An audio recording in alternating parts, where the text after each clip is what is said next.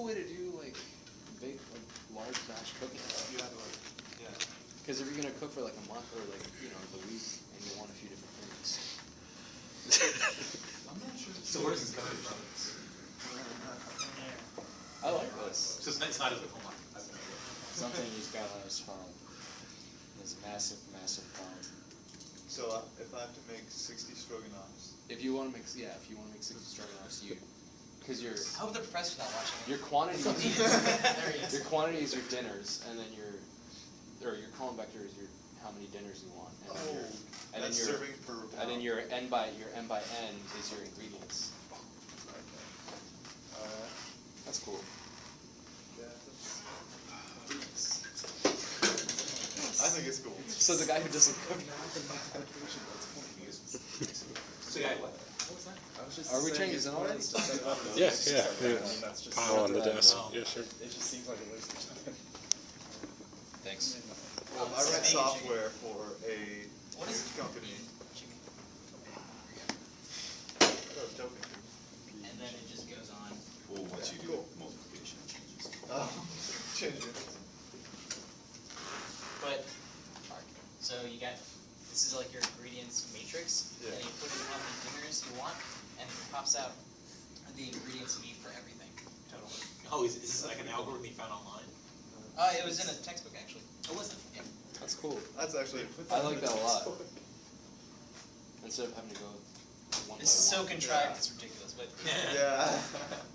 there you go. Nice. All right. If you run a restaurant, it's a cool way to do things. Yeah. Well, you'd probably have a computer do it, but Well, yeah. Well, I mean, if That- Well, that's programs what the do it, computer's yeah. doing, right? Okay, let's actually do some real math. You'd be a very mathematically inclined restaurant chef. Yeah. I'll just do it just to show off and make that my Just to show off. make that my approach. Oh, you can't actually. That's your theme, math restaurant. But I was Math restaurant. I was a professor at the University of Montana. I help a friend who's a drywall. So we go into these construction sites, do drywall. We do a lot of advanced mathematics on the drywall before they paint it. Just famous paint. Should have not painted it. We're very mathematically inclined drywall. Drywall's fun to write on. So that was a quiz. Not so bad. It's on the page will be very bad. Yes, please. Excuse me. Could maybe go over it really fast. Why don't I wait a minute? Because it'd be easier to bring it up on the screen. Okay.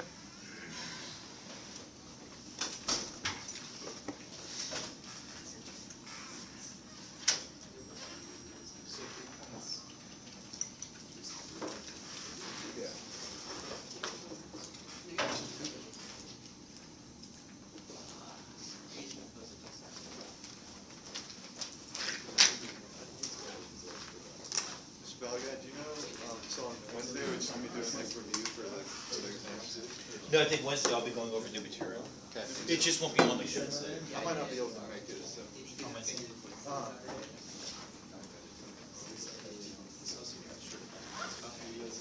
Are we getting into spanning sets today? Yes. Absolutely. Did somebody say spandex? Yeah. Yeah, we're getting into spanning Spanning sets. sets. Spanning sets. So spanning sex is going to be on the exam, or is it just through subspaces? It'll be on the exam. I'm sorry, Chris. I apologize. It was beautiful. I don't know how many vegan beef stroganoffs now. Did you write the exam? Make for the class. Right. I decided I This should is see how how we're far I gonna get do today. the Okay. Sorry, underground potluck. my deadline is tomorrow for the printers. Okay. That sounds so. Right, yeah. So An underground potluck. Yeah.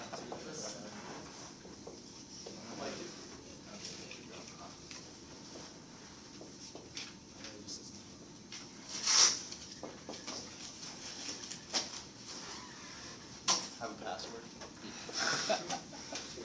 Cashew cheese. Are you serious? Like always. Makes sense. We mean forced.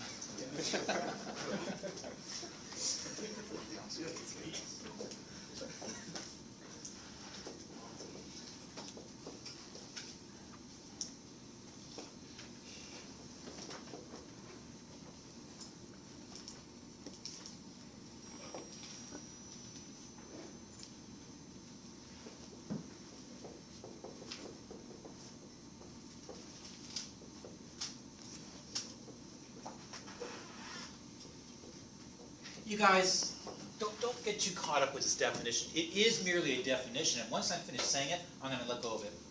It's just too difficult to deal with. If I got a vector space V over a set of scalars F, and I've got a subset of V, which in its own right is a vector space with the same operations of addition, scale, multiplication, and the same set of scalars as V does, then I will say that S is a subspace of V. It's a mouthful, it's too difficult to use, and I think there's tremendous redundancy involved. So, can I proclaim immediately that I got a theorem? Think about it. If I got a subset from V, isn't it naturally going to inherit all the axioms that I had previously, except for maybe some closure ideas? And so I think there's a lot less I have to check to see if I've got a subspace. Why would it necessarily be a vector space? Couldn't you accidentally say, if you had the subset, right, if you have the set of all real numbers over the field of all real numbers, right, which is obviously a vector space, this is Yes, it is. and you took the subspace, which would just be maybe the set of all numbers from 1 to 3. I mean, you can multiply a scalar and you can get out of that set. True, and therefore I think closure is one of the things that's not inherent in subsets, and that's going to be one thing I have to check for that So- very reason. Is it a vector space?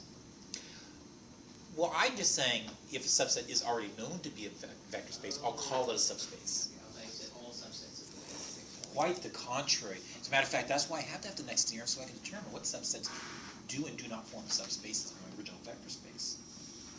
So how about this, you guys?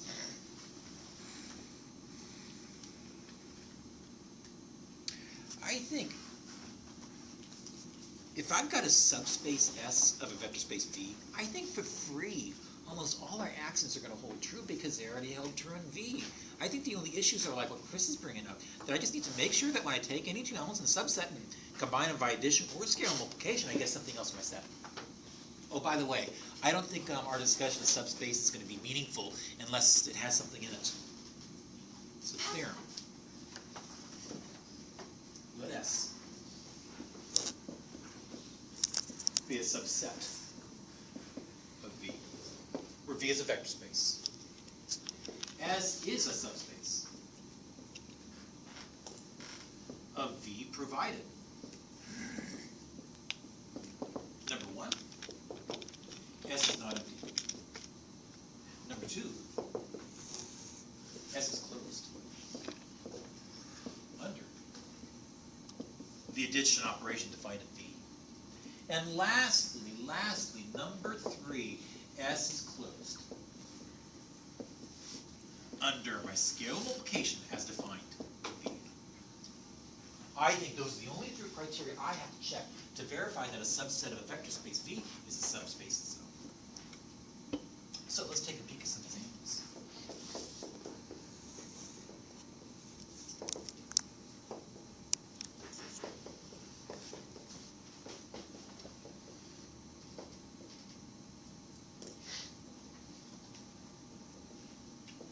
So we only need to check the closure.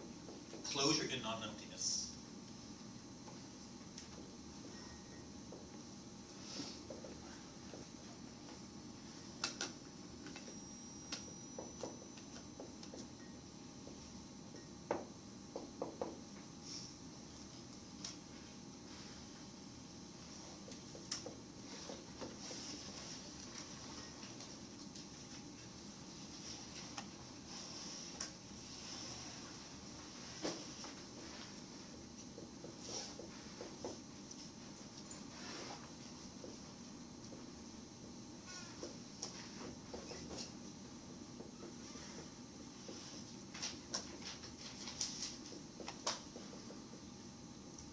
I don't know, you guys, what do you think?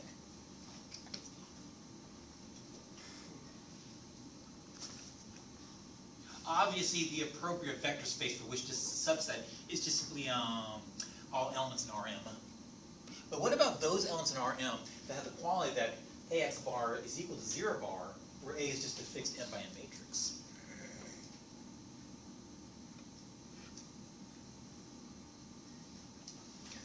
Wow. I'll even give the set a name, I'll call it S. I would say yes, because Because it is equal to zero bar, that's why it is, you're right. That's why it is in the subspace. How would you prove it? Well, you can just set up some variables and prove it for addition, prove it for multiplication. All right, or maybe the first thing I should do is just show it's not empty. Yeah. Real quick, does R superscript M mean the matrix of all real numbers? What does that denote, RM? No, Rm is just a m-dimensional space. Okay. Just m-dimensional space. Or you can say a collection of all m tuples where every entry is a real number. How can X bar be of dimension n if matrix A is n by n? That means X bar has to be dimension n. At least I think. Yes, you're right. Jeepers, look. A is going to be m by n. And X bar is going to have to be an n by 1. You notice the thing in my head? That there was a B bar, and that would have been an n by 1. My mistake. I'll change it. Well, you guys, let's show it's not empty. Show it's not empty.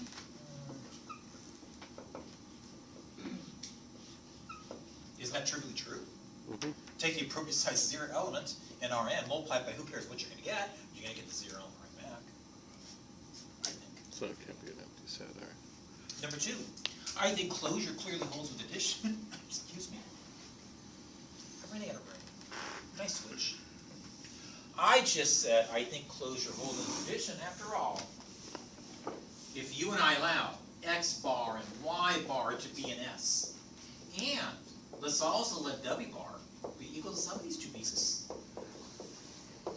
I think the question now is this: does W bar claim membership to S? If it does claim membership, I should be able to show that multiplying my W bar by A, I will get the zero vector right back. I better be able to bridge that gap. And I maintain W bar has this alternative name. But we already know matrix multiplication distributes over matrix addition. We know that this is equivalent to this. And so I know AX bar is going to have an alternative name of, I forget. Zero How do vector you know? plus zero vector. How do you know? Because A times any x vector or any vector is going to equal the zero vector. Yeah, so you just say because that's how I claim membership Yeah. to S. I assume X bar was an S, so whenever I multiply X bar by matrix A on the left-hand side, this is what I get. But Y bar claim membership as well, so I guess to some of these two zero elements, it's just going to be the zero element. Therefore, it is the case that W bar is indeed a member of S. Chris? If our matrix A times X bar equals 0 bar represents a number of system of equations, right? Am I correct in that interpretation? Then it could either be just a trivial solution or it could have infinitely many Yes. solutions, right? Well, Depends on which one's bigger, N or M. Okay. Yeah, absolutely.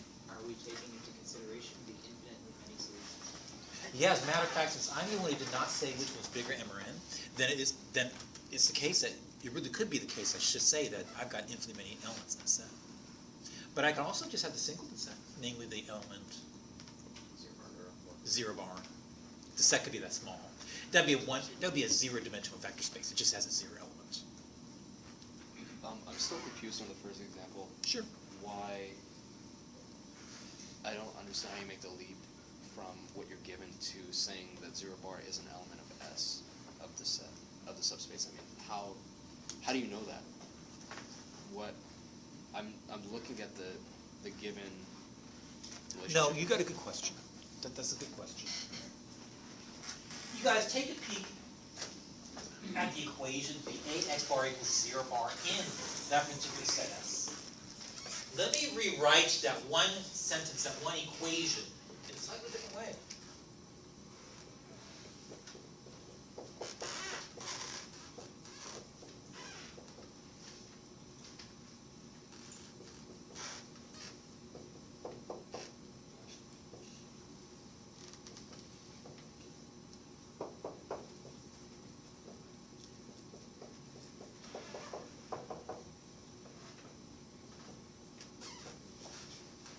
Now, don't you guys agree no matter what M and N are, for free, one ordered n tuple that actually satisfies this whole system of equations is a zero element. 0, 0, 0, all the way down to 0 with n entries. I think no matter what else is going on in the system, for free, that trivial solution is always gonna be a solution to the system equations. Now, don't take this the wrong way. If I've got m less than n, I've got less equations and variables, there are gonna be infinitely many solutions. In such cases, often, I should say often, as long as solution, that will be the case. But it also can be the case that no matter what happens, zero element is the only solution to the system, particularly if m is equal to n. Do you see it? So sir, that's why I'm saying immediately I can say the zero element is in there, because for a homogeneous system of equations that are linear, for free, the zero vector is going to be a natural solution to the system. I think Chris might have already asked this. So those are only 3 things we have to prove. So like on the quiz, the take-home quiz, there wasn't a zero vector that was for the subspace. Yes. Does that matter at all? Yeah, it matters dramatically. Was there a Okay. question about subspaces in here? Yeah, 2, yeah. The last 2 questions were about subspaces. 3 and 4. Yeah. I'm so sorry, I didn't remember that. I'm so Well, sorry. we went over it on Saturday, But there were like 6 of us yeah. on Saturday. and we did it on over the weekend for homework if we were there on Saturday. I'm Yeah, sorry. if you were there on Saturday. Well, I shouldn't be too apologetic because it's a small section of the book. I'm sure you read it, and I'm sure it was very straightforward. It All I'm was. doing in class days is just giving more examples. Do you think we can show closure for scale multiplication?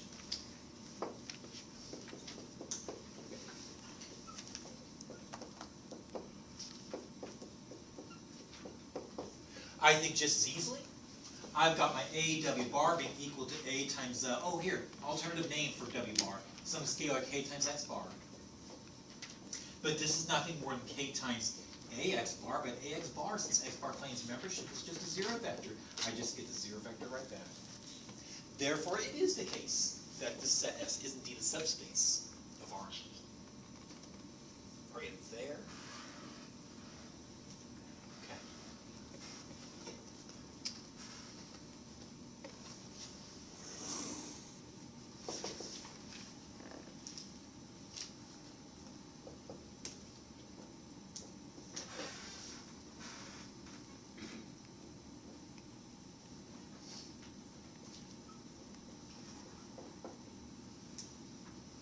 Well, everybody, this is a subset of what vector space? This is a subset of what vector space? M2? M2 of R. Yeah. So question, does this form a subspace of M2R? Well, let's see. But how do I check for closure? I misspoke, but I take that back. How do I check for emptiness? Well, See if it has anything. See if it has something like as 0. 0 works. And so if, Is that in this particular set S? it absolutely is. Clearly, I don't think I need to show anything else. I do need to think I should check for closure for addition. And to check closure for addition, what's left? A be equal to this. And maybe C be equal to this.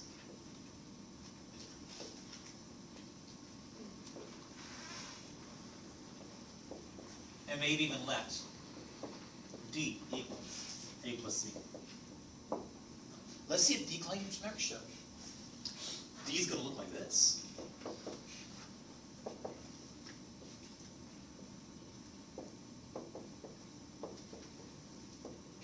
But you guys, that looks like this.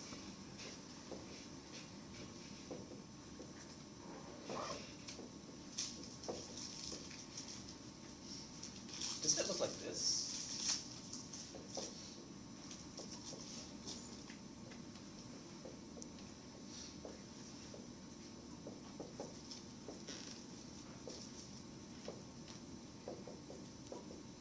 So question, is that an LSS?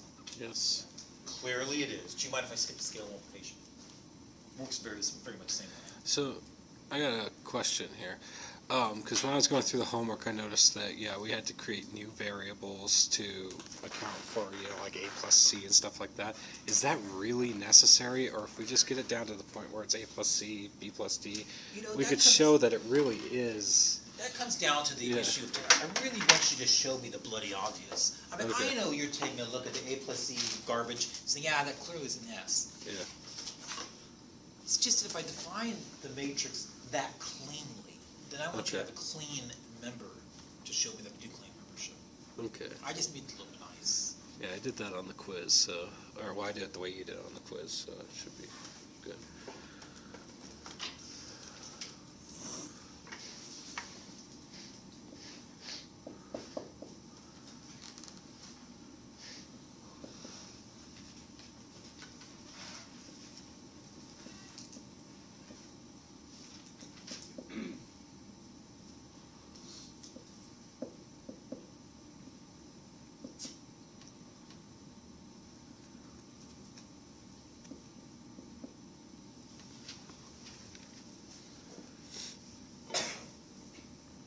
Any suspicions?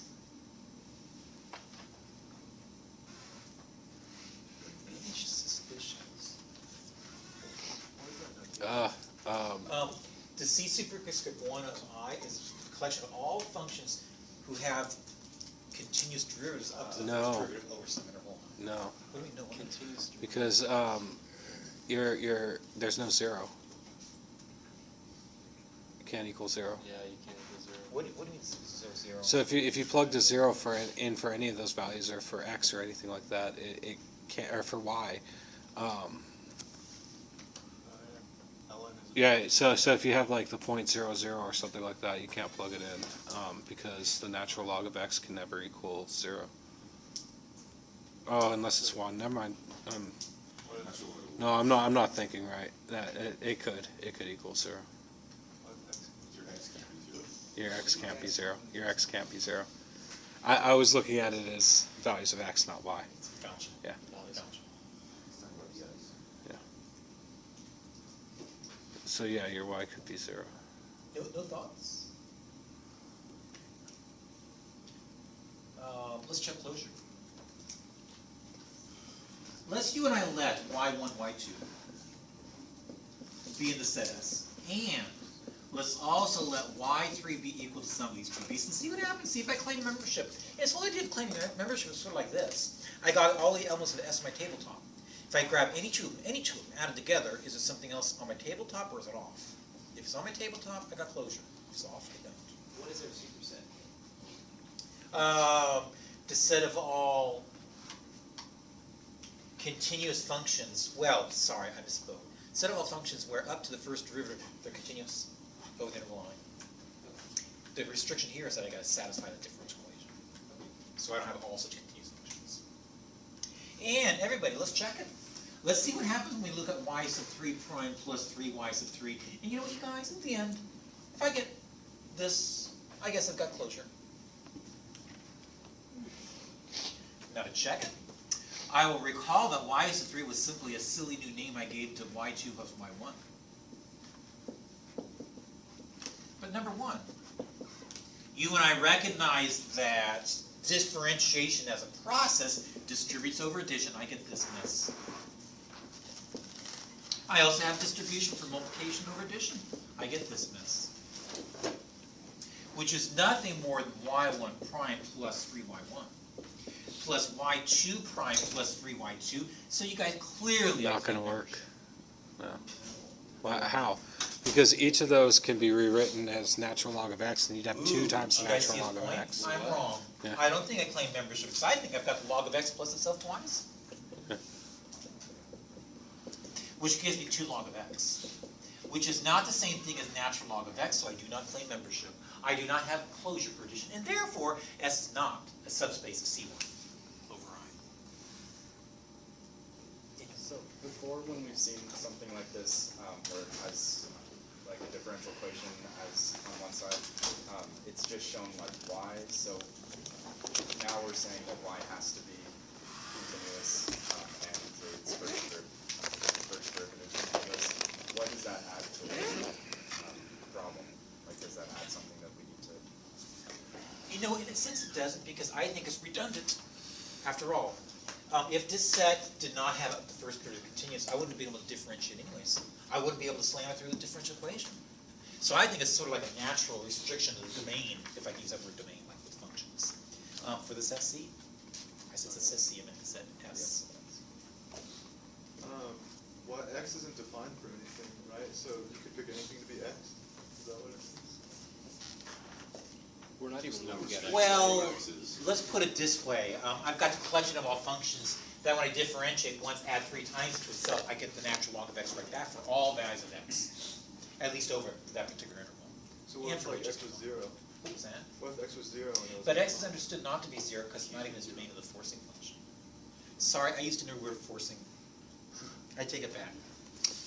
In a DE of this form, if this function in x is not 0, I call it a forcing function. Excuse me. Do you guys have answered your questions on this before I move on?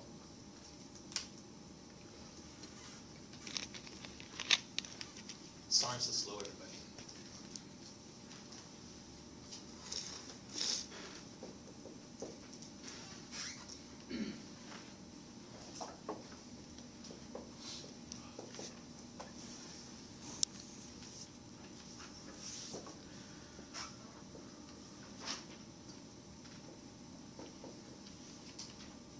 What's your hunch? Same question. This is a form of a subspace of the appropriate vector space, which clearly in this case is going to be R again. My hunch is no. Yeah, I think that should be no. Is it because there's nothing in there? There's something There's there. stuff. Well, there's something in there, like mainly the 2x2 identity matrix. But I think we don't hold for closure. Can I attack the other closure this time? I'll attack scale multiplication. Let's see what I consider. Something like an A to be an S. And let's also let B be equal to K times A. To see if B claims membership, I'm simply going to take my matrix A, multiply by K. I think that gives me this. I think that gives me this.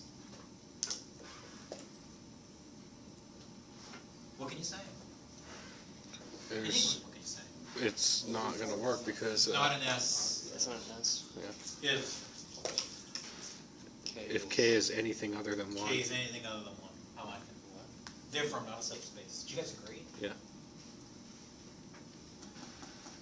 Well, but just the way you wrote it, you have to have this slash through the element. Is a member of. Yeah, you gotta put the slash through the element. Oh, no. Yeah, no, yeah, you gotta put the slash through the element. No, yeah, Yeah. no, yeah. You're right, I'm wrong. You didn't define your field though, so. What's that? You never defined your field of scalars. Yeah, I know I didn't. So when I don't, in fact, from now on, when the book doesn't either, if he doesn't mention what the scales are, they're understood to be reals. And sometimes we would sometimes say in English, we got a real vector space. The real adjective is actually saying that we set a scalars are real vectors. You guys need some examples of subspaces. It's pretty direct stuff, isn't it? I hope.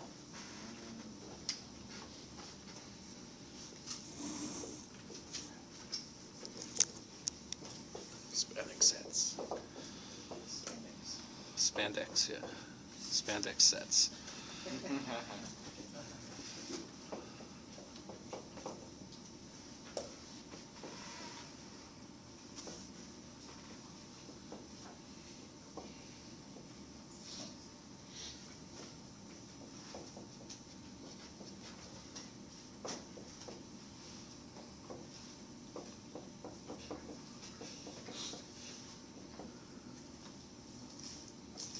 It's 4.3, right? Yeah, I think so.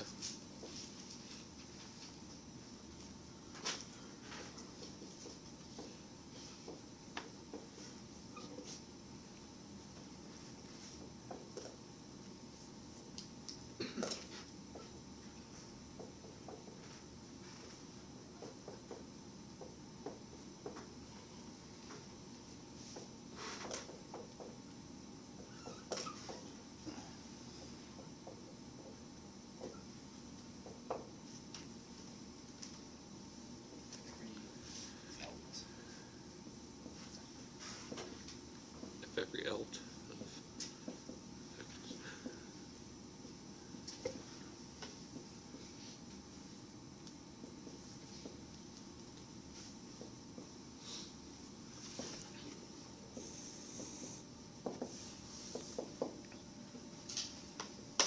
What do you think?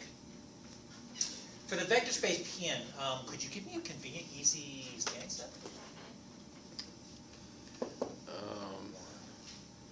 is elements? X square, X. How many elements are there? Plus N plus one of them. You know, and symbolically speaking, I might say this. Pn can be generated by spanning this set right here. I really like my notation of SPAN followed by the set because that tells the reader this set spans all that vector space. Hence my notation, Chris. Are spanning sets unique? No, that's why I use that word sum up there. Oh. I think that vector spaces can have many different spanning sets that are not the same sets. What about something like this?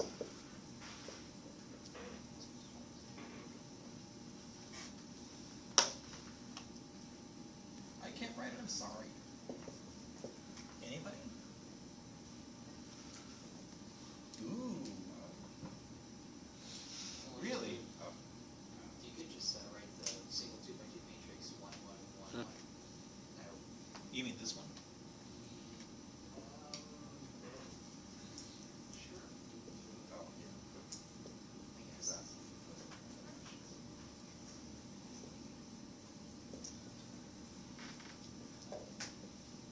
Did you guys notice the spanning set has 4 elements? I did because it's 4 positions when it comes to a 2x2 matrix. I might even have a special word for that next week's class next week.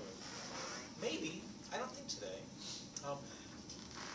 If I can find a minimal size spanning set, I'm getting ahead of myself. I might call it a basis.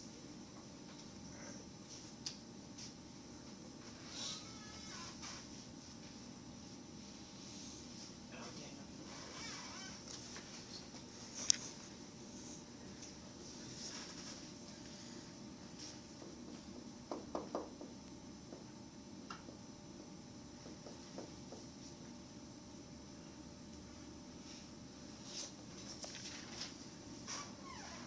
You'd have n and terminals. I'd have n and tuples of 1 in each slot, 0s everywhere else for each one of them individually. I'll give a name to them.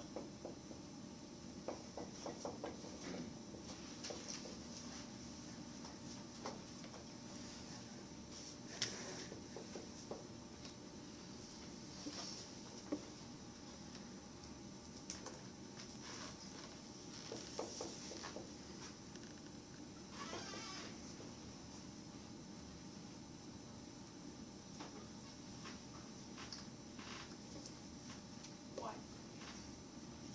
Be more detailed. Really? Yeah. Y prime equals k? I mean, sorry, y prime equals 1.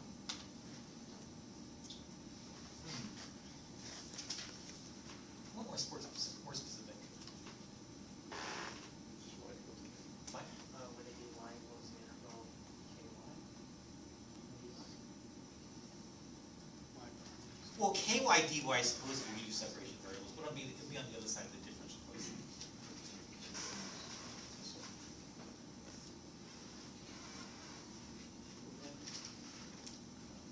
You guys are surprising me.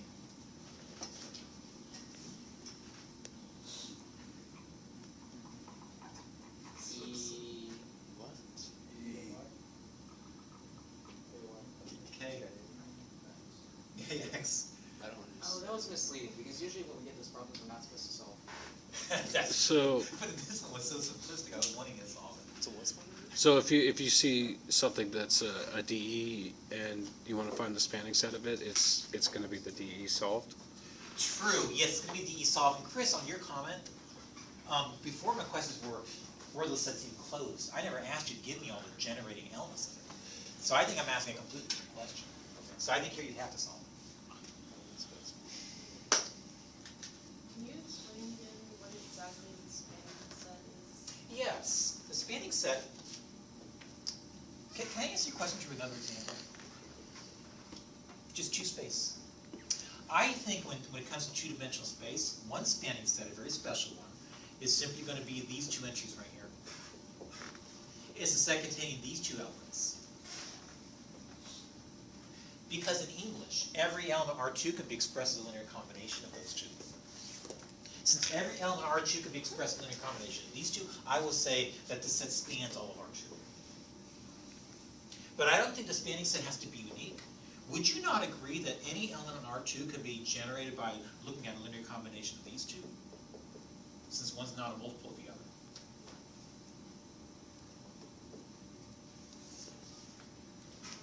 I'm hoping you say yes. Well, let's say it differently. Let these not be ordered pairs, they're vectors in 2 space. Then since these two are non-parallel, not going in the same direction, I think any other vector in R2 could be expressed as a linear combination of these two. That's all I'm suggesting when it comes to the spanning set notation. Or the idea, I should say, of spanning sets. So the spanning set is just a generating set. It generates all your vector space, or in English, every element in your vector space can be expressed as a linear combination of the elements in the spanning set. Daniel? So for that example, would we ever write that as like the span of the set of the ordered pair like A, D, and then ordered pair C, D? Or when we write spans, do we just write a general, or a specific case like 1, 0, 0? I want a specific set. Yes. I'm really tired, I'm sorry. So can I go back to that? If I wrote my answer as AD, comma, AB, comma, CD, that even wouldn't necessarily be a spanning set for all of R2, particularly when AB and CD are parallel vectors. And so I want to specify exactly what they are.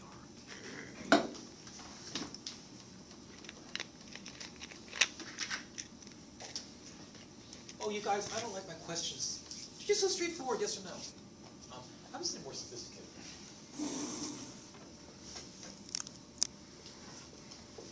What happened in example 4? What happened to? What happened in example 4? What did you do there to find the spanning set? He just solved the I solved the double DE in D. my head. dy over dx. Yeah. Yeah, separation of variables. Except there's no constant. Yeah, sure there is. Yeah. Oh, yes, there is. That constant comes into play right here.